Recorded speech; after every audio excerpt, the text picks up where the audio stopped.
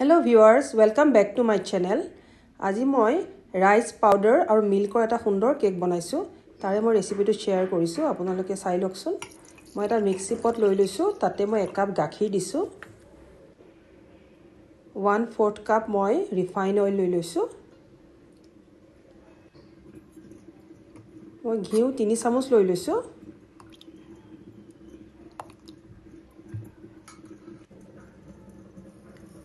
Half cup মই চেনি লৈ লৈছো আৰু মই হাফ কাপ কোকোনাট পাউডাৰ লৈ লৈছো। অলপ মই নিমখ দি দিলো। ইলাইচি পাউডাৰ দি দিছো। এতিয়া মই বেকিং পাউডাৰ দি দিম 1 টিস্পুন।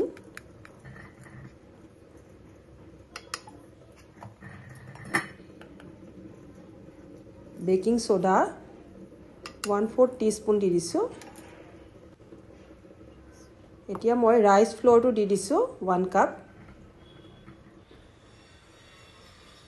দৈ অকণমান দি দিলো, 1 চামুচতকৈ অকণমান বেছি। এতিয়া মই ভালদৰে মিক্সিত মাৰি লম।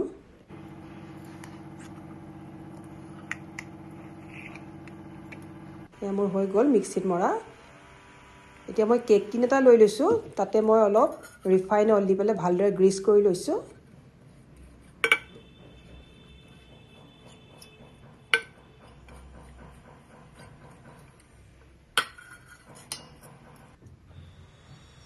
এতিয়া বেটাৰখিনি মই ইয়াতে দি দিছো।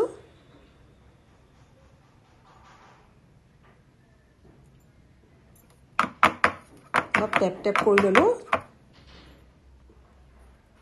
এতিয়া মই 10 মিনিটৰ কাৰণে প্ৰিহিট কৰি থৈছিলো কেৰাহী এটা, তাতে মই দি দিলো।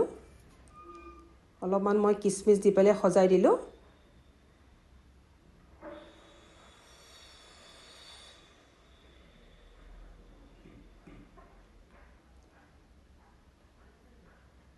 এতিয়া ঢাকনখন লগাই দিলো। প্ৰায় মই মাজে মাজে চেক কৰিম, 1 ঘণ্টামানৰ ভিতৰত হৈ যাব।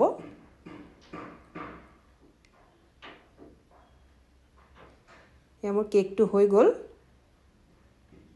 খুবই সুন্দৰ হৈছে। নিশ্চয় ট্ৰাই কৰিব। ভাল পালে লাইক কমেন্ট শ্বেয়াৰ কৰিব, সাবস্ক্ৰাইব কৰিব চেনেলটো। Thank U.